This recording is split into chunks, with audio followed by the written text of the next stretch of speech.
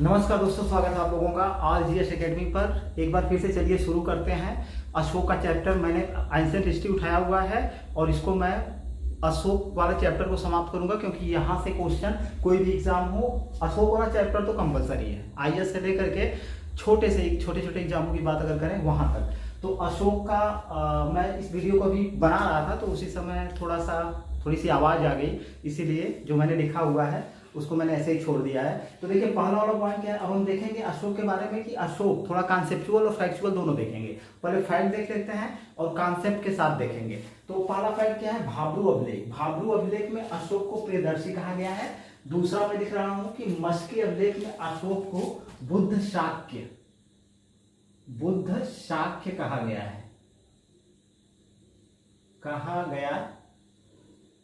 है। ठीक है, दो फैक्ट हो गए।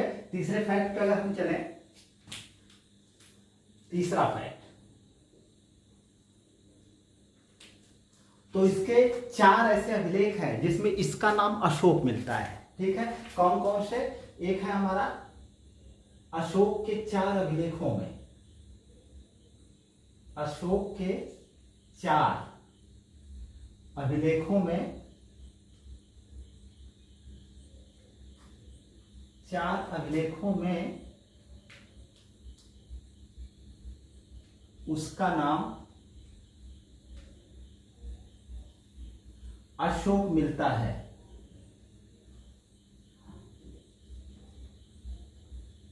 अशोक मिलता है। और ये 4 अभिलेख कौन कौन से हैं? चारों अभिलेख को अगर हम देखें तो एक है हमारा पहला वाला अभिलेख हमारा है मस्की है। दूसरा अभिलेख की अगर बात करें तो गुर्जरा है। तीसरे अभिलेख की अगर हम बात करें तो नेत्तूर है। और चौथे अभिलेख की अगर हम बात करें तो उदेगोलन है।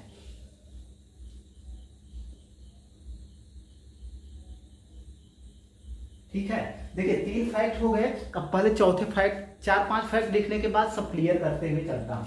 ठीक है, अब चौथे फैक्ट की अगर हम बात करें तो अब यहां से ये चीज क्लियर करना, अब हमको ये देखना है कि अशोक बौद्ध धर्म को कब अपनाता है या किसने उसको बौद्ध धर्म में दीक्षित किया। तो सबसे पहले हम देखेंगे तो कुछ ऐसे ग्रंथ आपको मिल जाएंगे जिसमें ये चीज मिलती है कि अशोक पहले ब्राह्मण धर्म का अनुयायी था। ठीक है, और उसका भी रीजन है। अब अगर देखें कहां से हमको पता चलता है कि अशोक बौद्ध धर्म का अनुयायी था, तो एक बौद्ध ग्रंथ है जिसका नाम है महावंश। ठीक है, महावंश के अनुसार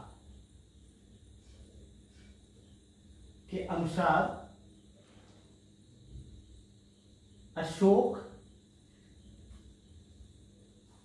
ब्राह्मण धर्म का अनुयायी था।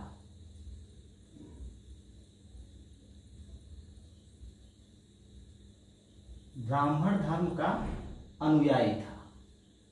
ठीक है, ये चीज हो गया। और इसी महावंश में हमको जिक्र मिलता है, ये कैसे सिद्ध होता है कि इसी ग्रंथ में हमको मिलता है कि वह यानी अशोक प्रत्येक दिन 60,000 ब्राह्मणों को भोजन कराता था।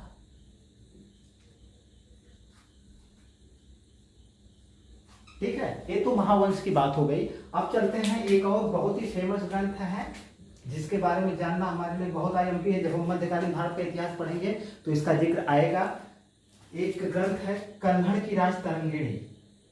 कन्नड़ ने लिखा था इसको, कन्नड़ की राज तरंगिणी के अनुसार अशोक शिव का उपासक था।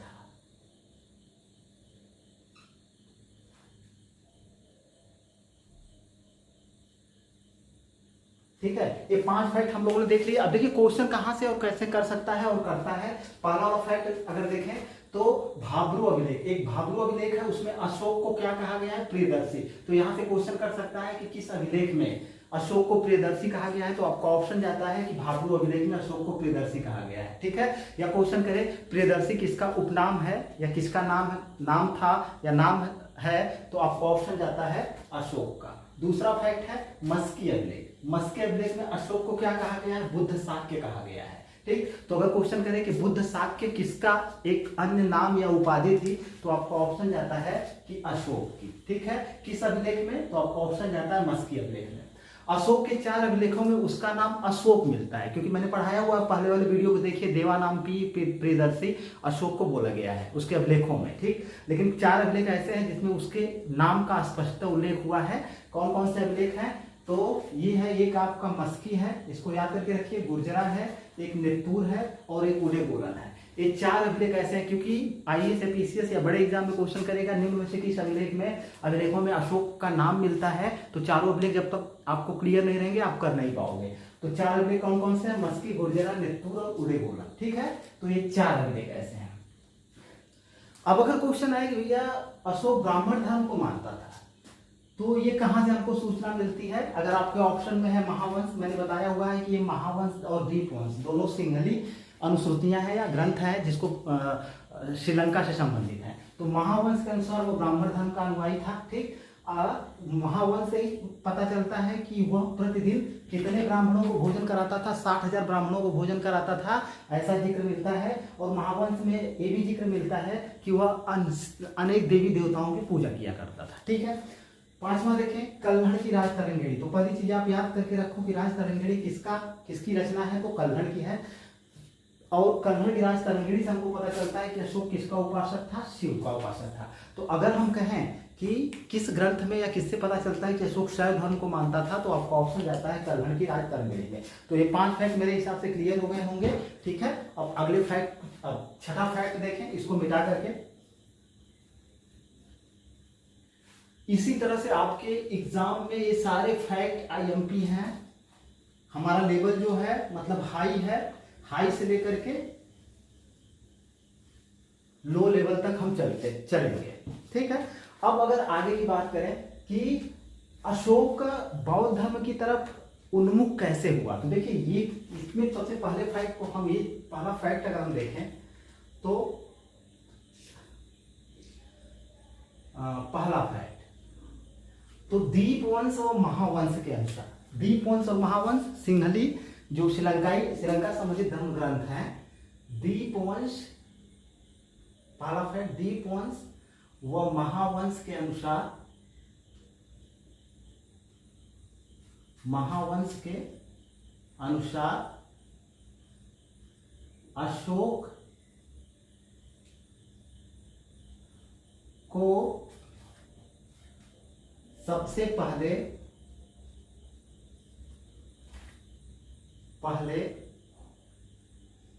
उसके बड़े भाई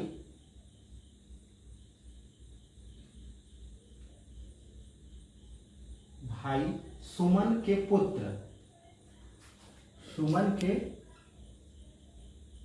पुत्र निग्रोध ने बौद्ध धर्म में दीक्षित किया था। धर्म में दीक्षित का मतलब दीक्षा दी थी, किया था। ठीक है, अब अगर या आगे देखिए, ये घटना कब की है? उसके शासनकाल के चौथे वर्ष, उसके शासनकाल के चौथे वर्ष। और ये जो निग्रोध था इसकी अवस्था कितनी थी? 7 वर्ष। ये फैक्ट आपको याद करके रखना है। ठीक है, चलिए दूसरा फैक्ट देख लेते हैं, इसके बाद आगे क्लियर करते चलेंगे। अब एक जगह जिक्र मिलता है अब कि एक बौद्ध धर्म के अनुयायी थे, उनका नाम था मोगली पुत्र तिस्य। बाद में मोगली पुत्र तिस्य, मोगली पुत्र तिस्य के प्रभाव में आकर में आकर अशोक पूर्णतः बौद्ध हो गया, या पूर्णतः उसने बौद्ध धर्म को अपना लिया। एक चीज और है, एक फैक्ट और हम देखते हैं, तीसरा वाला, दिव्यावदान के अनुसार, दिव्यावदान के अनुसार उपगुप्त नामक भिक्षु ने अशोक को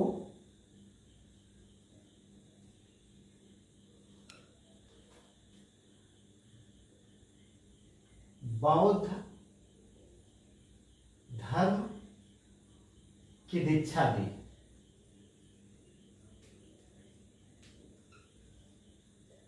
अब पहले इन तीनों फैक्ट्स को हम लोग क्लियर करेंगे, इसके बाद आगे चलेंगे, क्योंकि यहां से क्वेश्चन आते हैं और क्वेश्चन कैसे पूछे जाते हैं। तो पहला फैक्ट अगर हम देखें तो दो ग्रंथ सिंहली अनुसूतियां हैं, दीपवंश और महावंश। ये दोनों क्या बोलते हैं कि अशोक को सबसे पहले उसके बड़े भाई का क्या नाम था, सुमन था। सुमन का पुत्र कौन था, निग्रोध था, ठीक है ना। निग्रोध ने बौद्ध धर्म में दीक्षित किया था। तो अगर क्वेश्चन करें कि सबसे पहले अशोक को बौद्ध धर्म का प्रवचन या शिक्षा दीक्षा किसने दी थी, तो आपका ऑप्शन जाएगा निग्रोध ने। निग्रोध कौन था, तो आपका ऑप्शन जाएगा अशोक के बड़े भाई सुमन का पुत्र था। और अगर क्वेश्चन करे कि उसके शासनकाल के किस वर्ष में, तो चौथे वर्ष में। अब यहाँ से क्वेश्चन फंस जाता है। पहली चीज है कि उसका राज्यारोहण या सिंहासनारोहण हुआ था 273 ईसा पूर्व में। कब हुआ था, 273 ईसा पूर्व में, ठीक है। और दूसरी बात करें तो 269 ईसा पूर्व में उसका राज्याभिषेक हुआ था, ठीक है। तो अब यहां से क्वेश्चन फंस सकता है कि भाई चौथे वर्ष का मतलब क्या लिया जाए, तो आप ऑप्शन के हिसाब से चलोगे। लेकिन एक चीज हमेशा ध्यान रखिएगा कि राज्यारोहण और राज्याभिषेक में अंतर होता है। हिंदू धर्म के अनुसार राज्याभिषेक एक राजा के लिए, राजा बनने से पहले उसका राज्याभिषेक होना अति आवश्यक है।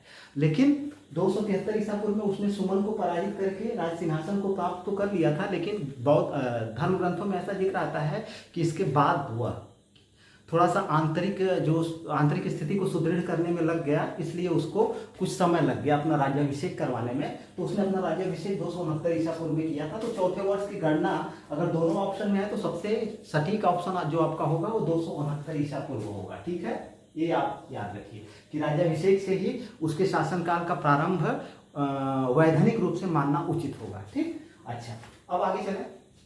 फिर कहा जा रहा है कि मोगली पुत्र तिस्य के प्रभाव में आकर अशोक पूर्णतः बौद्ध हो गया। जिक्र मिलता है कि फिर वो मोगली पुत्र तिस्य के संपर्क में आया तो उसने बौद्ध धर्म को ग्रहण कर लिया। अब इसके दो गुरु हो गए, निग्रोध पहला, मोगली पुत्र तिस्य। अब दिव्यावदान क्या बोलता है, दिव्यावदान के अनुसार उपगुप्त ने उसको बौद्ध धर्म में दीक्षित किया था। तो इसके कितने टीचर्स हो गए, 3 टीचर्स हो गए। कौन कौन से, एक पहला निग्रोध हो गया, एक मोगली पुत्र तिस्य हो गया, एक उपगुप्त हो गया। अब इस पर हम लोगों को चर्चा नहीं करनी है कि क्या सही है क्या गलत है, ठीक। हम जैसे कहता ऐसे मान लेते हैं कि इसके 3 गुरु थे। सबसे पहले सुमन के पुत्र ने, मतलब उसके भतीजे ने उसको बौद्ध धर्म की दीक्षा दी थी, इसको हम मान सकते हैं, ठीक है। फिर इसके बाद जिक्र आता है कि मोगली पुत्र तिस्य से भी उसने दीक्षा ग्रहण की थी और उपगुप्त से भी उसने दीक्षा ग्रहण की थी। तो ये 3 लोग हो गए इसको बौद्ध धर्म में दीक्षित करने वाले। और इसमें इस स्रोत को आपको याद करके रखना है, दीपवंश और महावंश के अनुसार कौन करता है, तो आपका ऑप्शन है निग्रोध करता है। और अगर दिव्यावदान की बात किया जाए तो इसके अनुसार वह उपगुप्त इसको बौद्ध धर्म में दीक्षित करता है, ठीक। चलिए अब आगे चलें। अब यहां पे देखिए प्रॉब्लम हो गई, क्योंकि चौथी बात अगर कही जाए, चौथा फैक्ट अगर देखा जाए तो अशोक के अभिलेखों में ये कहा गया है, अशोक के अभिलेखों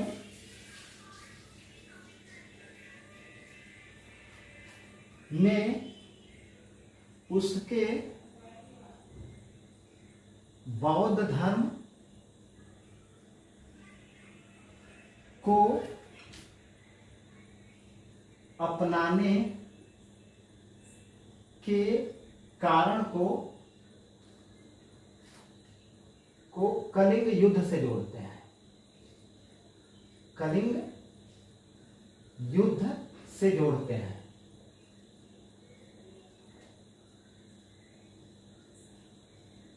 ठीक है। अभिलेख जो उसके हैं उसके क्या बोलते हैं कि जब कलिंग युद्ध हुआ था, कलिंग युद्ध कब हुआ था? 261 ईसा पूर्व में, 261 ईसा पूर्व में। तो अगर अभिलेखों की अगर बात की जाए तो अभिलेख ये बोलते हैं कि कलिंग युद्ध के बाद उसने बौद्ध धर्म को अपनाया था। किसने?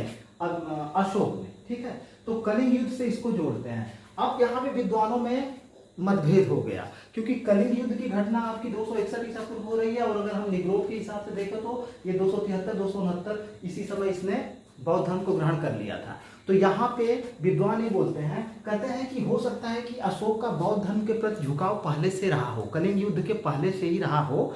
बाद में कलिंग युद्ध के भीषण नरसंहार और रक्तपात को देख करके उसने क्या किया, उसका हृदय जो है द्रवीभूत हो गया और परिवर्तित हो गया। बाद में उसने पूरी तरह से अपने आप को युद्ध कार्यों से अलग कर लिया और अपने संपूर्ण जीवन को बौद्ध धर्म के प्रचार प्रसार और जनता के कल्याण में लगा दिया। तो ये चीज कहते हैं। कहने का मतलब क्या है कि थोड़ा बहुत झुकाव उसका रहा होगा, लेकिन कलिंग युद्ध के बाद उसने क्या किया होगा, कलिंग युद्ध ने उसकी आत्मा को, अंतरात्मा को झकझोर दिया और वो पूर्णतः बौद्ध धर्म को अपना लेता है। ठीक है। तो इस तरह से इस कॉन्सेप्ट को हम क्लियर करके रखेंगे। ठीक है। तो अगर अभिलेखी साक्ष्य की अगर बात करें तो हमें मान सकते हैं कि 261 ईसा पूर्व के बाद उसने क्या किया, बौद्ध धर्म को अपनाया। ठीक। तो अब आगे चलें, कुछ आगे वाले फैक्ट को देखें।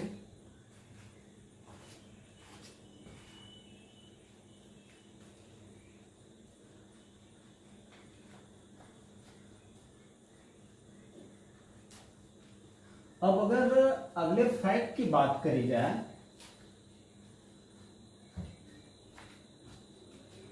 तो पांचवा फैक्ट यहां पर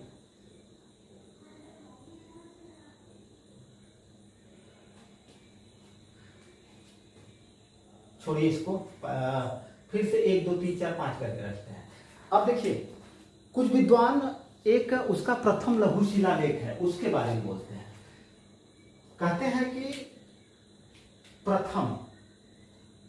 प्रथम लघु शिलालेख में, लघु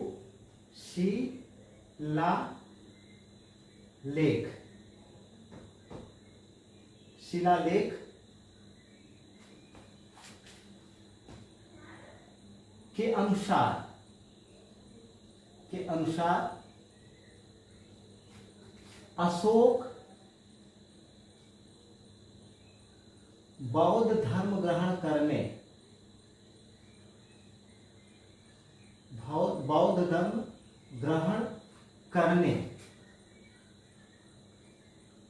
के बाद 2.5 साल तक,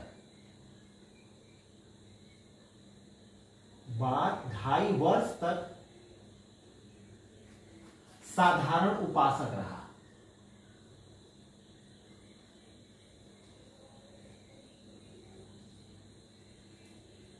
ठीक है। ये रहा हमारा पहला फैक्ट। प्रथम लघु शिलालेख क्या बोलता है कि उसने बौद्ध धर्म को जो अपनाया तो उसके बाद 2.5 वर्ष तक वह साधारण उपासक ही रहा था। यानी उनके कहने का मतलब क्या है कि उसने बौद्ध धर्म के प्रचार प्रसार या उन्नति के लिए कोई कार्य या उद्योग नहीं किया। ठीक। ये चीज इनके कहने का मतलब ये चीज निकलता है। अगर दूसरे फैक्ट की बात करें तो उसके अभिलेख में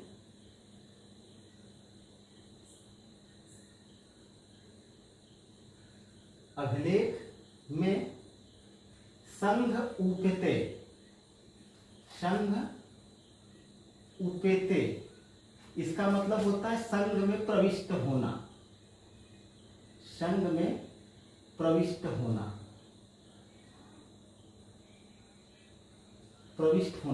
संघ उपेते शब्द का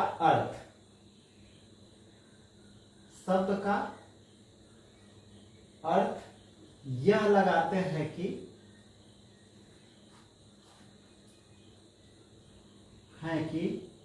अशोक बौद्ध संघ में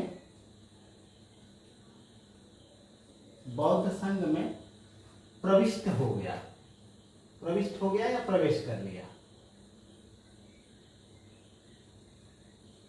ठीक है। अब देखिए कुछ विद्वान, तीसरा फैक्ट देखें, कुछ विद्वानों के अनुसार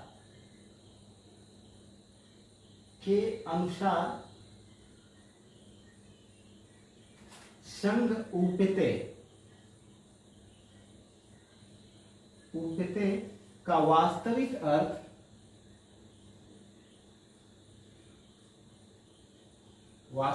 अर्थ संघ की ओर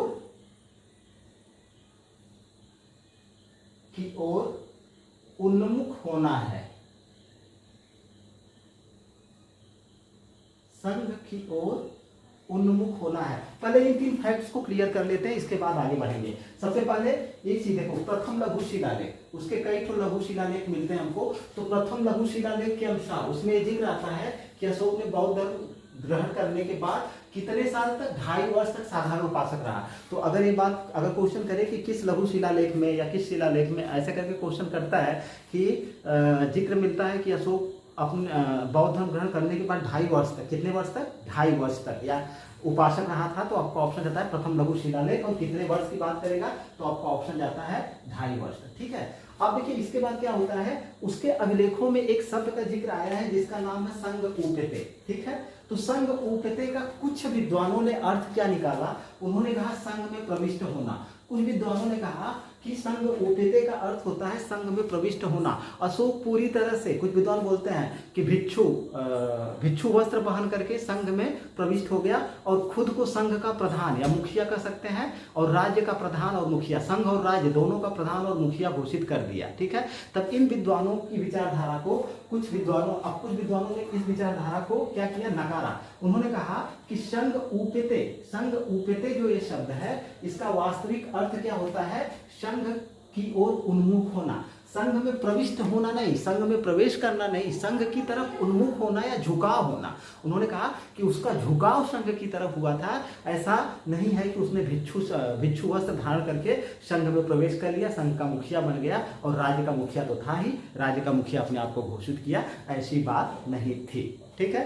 तो ये चीजें, इन चीजों पर आपको ध्यान रखना है। अगर चौथे बात करें तो अब एक चीज क्लियर हो जाता है कि अभिलेख की अगर बात करें तो हम लोग ये मान सकते हैं कि कलिंग युद्ध के बाद, मैंने ये बताया था कलिंग युद्ध का जिक्र किस अभिलेख में हुआ है, तो 13वें अभिलेख में हुआ है। ठीक है ना। और कब हुआ था, 261 ईसा पूर्व में। ये चीज हम लोगों ने पहले ही देख ली है। तो सीधे सीधे मोटा माटी हमें मतलब एक कॉन्सेप्ट हम निकाल करके सामने ला सकते हैं कि उसका अशोक बौद्ध धर्म में बौद्ध धर्म की तरफ उसका झुकाव पूरी तरह से कब हुआ, अभी रुको खिला रहे हैं दवाई। तो आपका मतलब मेनली हमें मान सकते हैं, मानने को हमें कॉन्सेप्ट के रूप में एक मान सकते हैं कि उसका पहले बौद्ध धर्म की तरफ झुकाव था, या उसने उपगुप्त से या निग्रोध से या मुगली पुत्र से शिष्यता ग्रहण करी थी, लेकिन वह जो है बौद्ध धर्म को मानता था या कुछ जानने लगा था। लेकिन अगर पूरी तरह से बौद्ध धर्म की बात करें, बौद्ध धर्म के लिए प्रचार प्रसार और जनता का कल्याण वगैरह वगैरह बहुत सारी घोषणाएं, इन सब का जिक्र हमको कलिंग युद्ध के बाद ही मिलता है। तो अगर वास्तविक रूप में देखा जाए तो कलिंग युद्ध के बाद ही अशोक पूर्णतः हम कह सकते हैं कि बौद्ध धर्म को अपना लिया था। वो बौद्ध संघ में प्रवेश कभी नहीं किया था, ना तो बौद्ध भिक्षु वस्त्र उसने धारण किए थे। उसने जनता के कल्याण के लिए कई सारे कार्य किए और बौद्ध धर्म के प्रचार प्रसार के लिए कार्य किए। कहने का मतलब क्या है कि उसने जो है दिग्विजय के स्थान पे या साम्राज्य विस्तार के स्थान पे अब धर्म विजय और जनता के कल्याण की नीति को अपना लिया 13वें कलिंग युद्ध के बाद। ठीक है। अगर चौथा बात करें तो अब उसने मतलब कहने का मतलब बौद्ध धर्म के प्रचार प्रसार के लिए बहुत सारे कार्य किए थे, उसको भी हम लोग देखेंगे। तो सबसे पहले उसकी यात्रा क्या हुई थी कि अपने राज्याभिषेक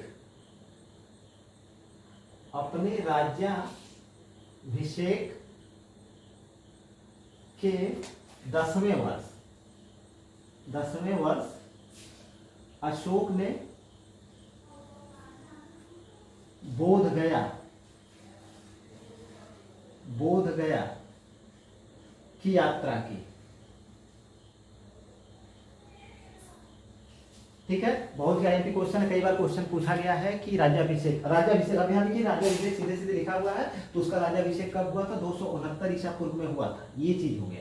ठीक है, तो यहाँ से हम लोग लेंगे 269 ईसा पूर्व के बाद 10वें वर्ष, किस वर्ष? 10वें वर्ष वह कहाँ गया था? सबसे पहले उसने बोध गया की यात्रा की थी। तो अगर क्वेश्चन करे कि अपने शासनकाल के किस वर्ष, तो आपका ऑप्शन जाएगा 10वें वर्ष। अगर उसको कन्वर्ट करता है उससे तिथि से, तो आप उसी हिसाब से 10वां वर्ष जोड़ सकते हो। ठीक है, तो सबसे पहले उसने कहाँ की यात्रा करी? तो आपका ऑप्शन जाएगा बोध गया की यात्रा करी थी। ठीक है, अब 5वां फैक्ट अगर देखें,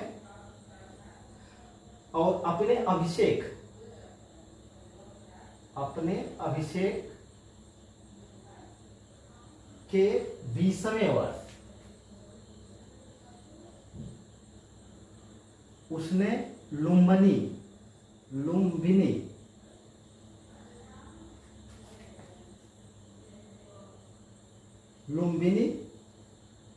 की यात्रा की।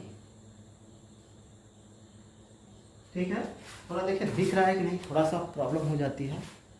हाँ, दिख तो रहा है। लुम्बिनी की यात्रा की, वहां पत्थर की एक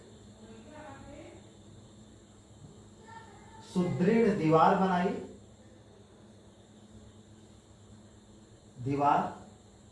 बनवाई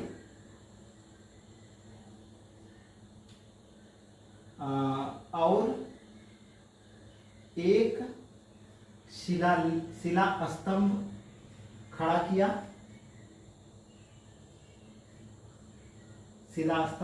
किया,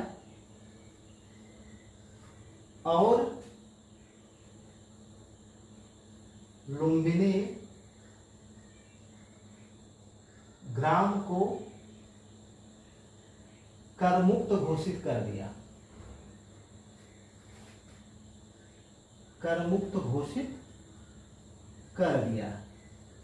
और केवल 1/8 भाग लेने की आज्ञा दी।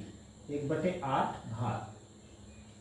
ठीक है, ये चीज बहुत ही आईएमपी है। देखिए, यात्रा का क्रम भी पूछता है, तो हमको पता चल गया 10वें वर्ष वो बोध गया था। इसके बाद क्या है? अभिषेक के 20वें वर्ष। तो अभिषेक के 20वें वर्ष यानी 269 ईसा पूर्व के बाद आप 20 वर्ष जोड़ लीजिए, तो 20वें वर्ष में उसने कहाँ की यात्रा करी थी? लुम्बिनी की यात्रा करी थी। ठीक है, और लुम्बिनी की यात्रा उसने क्यों करी थी? क्योंकि गौतम बुद्ध का वहां पे जन्म हुआ था। ठीक, वहां पर उसने पत्थर की एक सुदृढ़ दीवार बनवाई। क्या बनवाई? पत्थर की एक सुदृढ़ दीवार बनवाई और एक शिला स्तंभ भी खड़ा किया। और लुम्बिनी ग्राम को करमुक्त घोषित कर दिया। कई बार एग्जाम में पूछा गया है कि उसने निम्न में से कहाँ को करमुक्त घोषित कर दिया था, तो आपका ऑप्शन जाता है लुम्बिनी को। ठीक है, और करमुक्त घोषित कर दिया, और केवल कितना कर लेने की आज्ञा प्रदान की? केवल 1/8 भाग कर लेने की आज्ञा प्रदान की। VIMP, इसको आप याद करके रखोगे। कितने भाग? 1/8 भाग लुम्बिनी से। सारे फैक्ट IMP हैं, सारे फैक्ट को आप क्लियर करके रखोगे। ठीक है, चलिए आगे चलते हैं।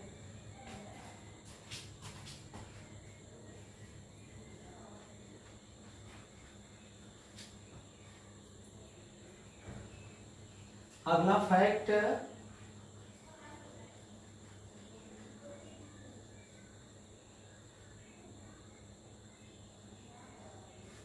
फिर उसने क्या किया? अशोक ने नेपाल के तराई में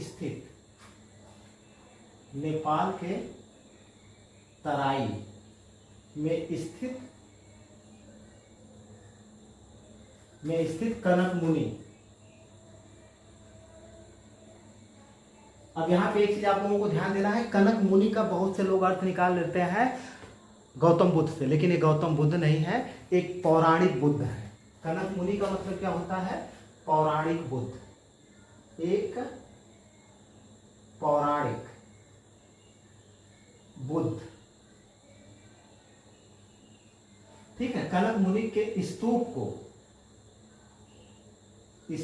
को संवर्धित व द्विगुणित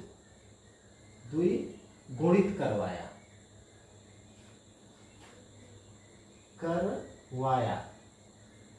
ठीक है, दूसरा फैक्ट अगर हम देखें, अनुश्रुतियां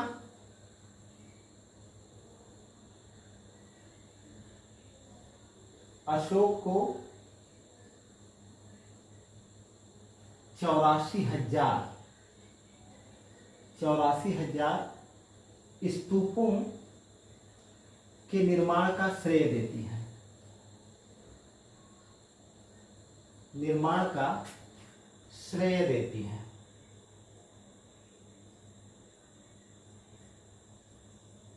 एक फैक्ट और लिखते हैं, इसके बाद इसको क्लियर करते हैं। तीसरा फैक्ट अगर हम देखें तो भाब्रू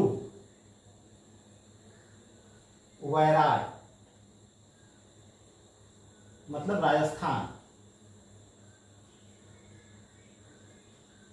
भाब्रू लघु शिलालेख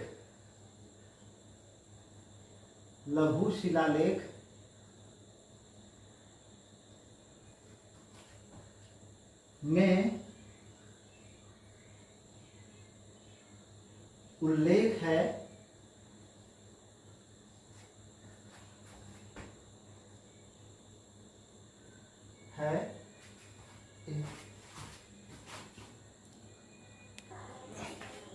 हाँ, भाब्रू वैराट राजस्थान से प्राप्त लघु शिलालेख है, जिसमें अशोक बुद्ध धम्म संघ का अभिवादन करता है।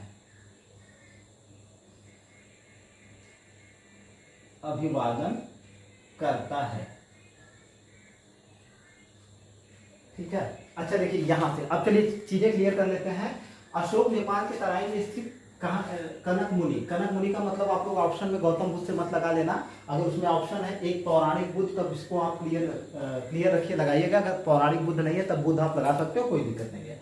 कि स्तूप को संवर्धित करवाया था और द्विगुणित करवाया था, ठीक है ना। उसको संवर्धित करवाने का मतलब क्या है कि उसमें सुधार करवाया था, और द्विगुणित करवाने का मतलब क्या है उसकी लंबाई को दोगुना करवा दिया था, ठीक है। ये चीज कहाँ, नेपाल के तराई में स्थित। अब इसके बाद अनुसूची अशोक को, ये भी क्वेश्चन किया गया है और आता रहता है कि साक्ष्य जो मिलते हैं उनके उन अनुसार हमको क्या पता चलता है कि अशोक ने कितने स्तूपों का निर्माण करवाया था। तो आपको ऑप्शन जाता है 84,000 स्तूपों का निर्माण करवाया था। अब सच्चाई इसमें कितनी है ये नहीं पता हमको, ठीक है। और देखिए भाब्रू बैराट, ये बहुत ही वीआईएमपी है। भाब्रू से प्राप्त कौन सा शिलालेख, लघु शिलालेख। आप इसको याद करके रखिएगा कि ये लघु शिलालेख है, ठीक है। स्तंभ लेख नहीं है, ठीक है, या पृथक लेख नहीं है, या ऐसे करके आप याद रखिएगा। भाब्रू बैराट कहाँ पे, राजस्थान में स्थित है। से प्राप्त लघु शिलालेख में क्या उल्लेख मिलता है, उसमें अशोक क्या करता है, बुद्ध धम्म और संघ का अभिवादन करता है। तो अगर क्वेश्चन करें कि बुद्ध धम्म और संघ का अभिवादन किस अभिलेख में अशोक करता है, तो आपको ऑप्शन जाता है भाब्रू या बैराट से प्राप्त लघु शिलालेख में। और यह उसके अशोक के बौद्ध होने का सबसे सबल प्रमाण है, ठीक है, सबल प्रमाण। तो विद्वान यह कहते हैं कि भाब्रू बैराट से प्राप्त लघु शिलालेख में वह सीधे सीधे बुद्ध धम्म और संघ का अभिवादन करता है। तो इसलिए हमें मान सकते, और ये उसको क्या कहते हैं कि यह सबसे सबल प्रमाण है कि अशोक बौद्ध धर्म का अनुयायी था, ठीक है, बौद्ध धर्म को मानने लगा था, ठीक। तो ये 3 चीजें आप लोगों को क्लियर हो गई। एक चीज और क्लियर कर लेते हैं इसके बाद।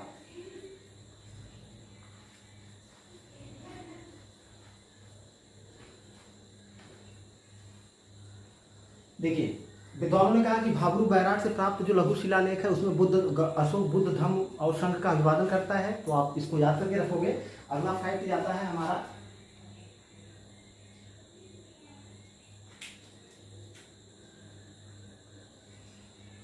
अशोक के बौद्ध होने का एक और प्रमाण हमको प्राप्त होता है।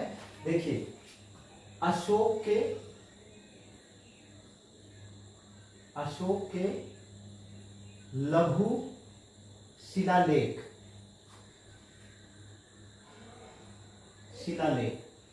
कौन कौन से, इसमें मेनली 3 आते हैं, सांची, सारनाथ,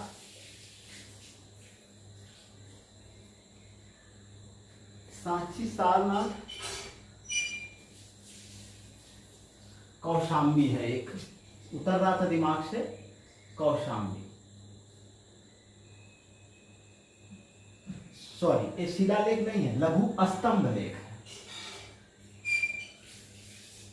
स्तंभ लेखों, स्तंभ लेखों, अशोक के लघु स्तंभ लेखों कौन कौन से? सांची, सारनाथ और कौशाम्बी।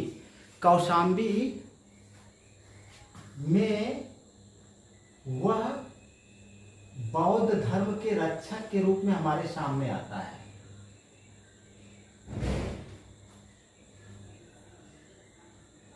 रक्षक के रूप में हमारे सामने आता है।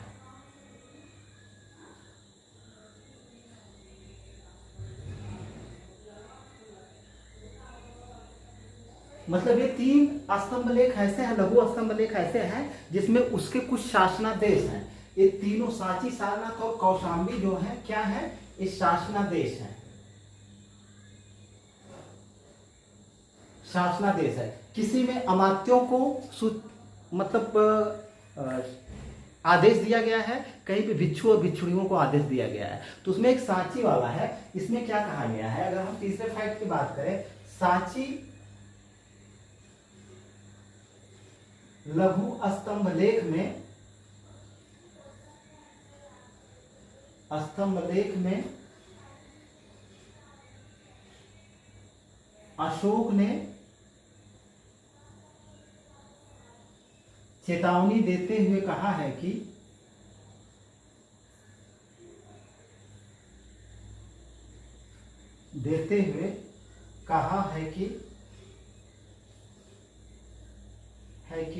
जो कोई भिक्षु या भिक्षुणी,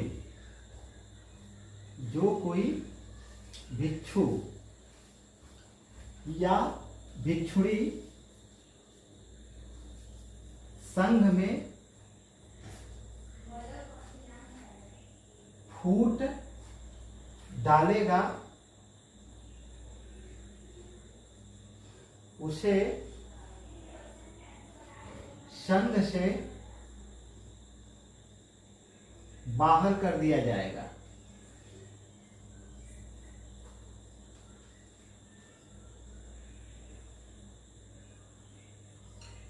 अलग स्थान पर रखा जाएगा।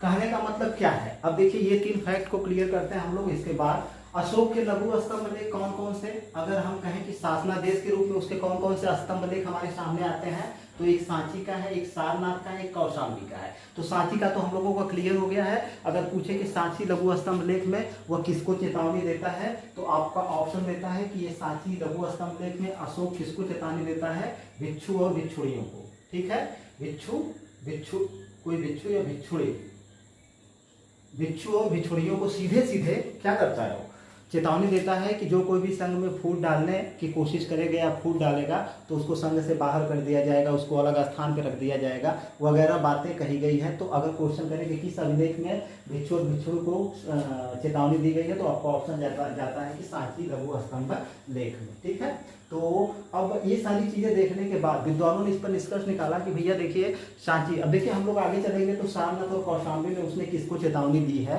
तो ये सारी चीजें देखने के बाद हम लोगों को क्लियर हो जाएगा सभी चीजें। अगर सांची की ही बात करें तो अगर ऐसी बात इस लघु स्तंभ लेख में अशोक करता है तो इसका क्या मतलब निकलता है कि अशोक वास्तव में बौद्ध धर्म का अनुयायी था। और विद्वानों के अनुसार उनके कहने का मतलब लॉजिक भी सही है कि अशोक अगर बौद्ध धर्म के प्रति इतना गंभीर नहीं होता और बौद्ध धर्म को नहीं अपनाता तो ये सारी बातें हमको स्तंभ लेखों में, अभी बहुत से लघु स्तंभ लेख, शिलालेख उसके आएंगे जिसमें क्या जिक्र है हम लोगों को पढ़ना है, तो ऐसी बातें वो नहीं करता। तो अब किसी को संदेह नहीं होना चाहिए कि अशोक बौद्ध धर्म का अनुयायी नहीं था, क्योंकि बनावटीपन अगर होता तो वो कुछ दिनों तक ही रहता। लेकिन हम देखते हैं कि कलिंग युद्ध के बाद से लेकर के उसने अपने पूरे जीवन को समर्पित कर दिया था बौद्ध धर्म की उन्नति और जनता के मतलब जन कल्याण के लिए। ठीक है, तो कई सारे कार्य उसने करवाए थे। कुछ मतलब प्रचार प्रसार के लिए उसने कई अपने लड़के और लड़की को तो कहाँ भेजा था आप लोगों को पता ही है। इसके बाद बहुत से ऐसे बौद्ध भिक्षु थे या विद्वान थे जिनको कुछ देशों में भेजा था, तो उसको हम लोग पढ़ेंगे। और कुछ वैदेशिक संबंध भी उसने स्थापित किए थे, वो सारी चीज़ें हम लोग अगली क्लास में डिस्कस करेंगे। मेरे कहने का मतलब थोड़ा सा लंबा चैप्टर है अशोक वाला, इसलिए 3 से 4 वीडियो में क्लियर हो जाएगा। दूसरा वीडियो है, दूसरे वीडियो में मैंने काफ़ी सारी चीज़ें आप लोगों को क्लियर करवा दी हैं। तो ठीक है, आज की क्लास यहीं पे हम लोग क्लोज करते हैं। प्लीज़ सब्सक्राइब, शेयर, लाइक और शेयर थोड़ा ज़्यादा करिए ताकि ज़्यादा लोगों को बात पहुँचे। ठीक है, चलिए मिलते हैं नेक्स्ट वीडियो में।